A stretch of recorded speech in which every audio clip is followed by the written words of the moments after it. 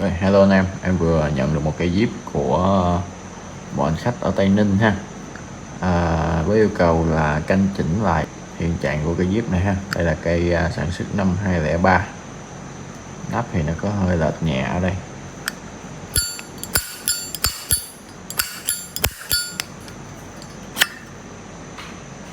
Rồi anh em đợi clip kết quả nha. Cái này thì rồi em vừa hoàn thành canh chỉnh cho cây mạ bạc 203.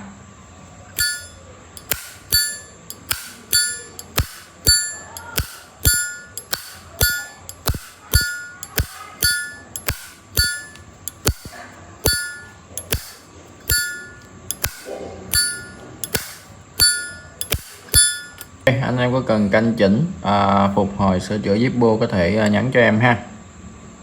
Rồi cảm ơn anh em xem clip nha. Tạm biệt tất cả anh em.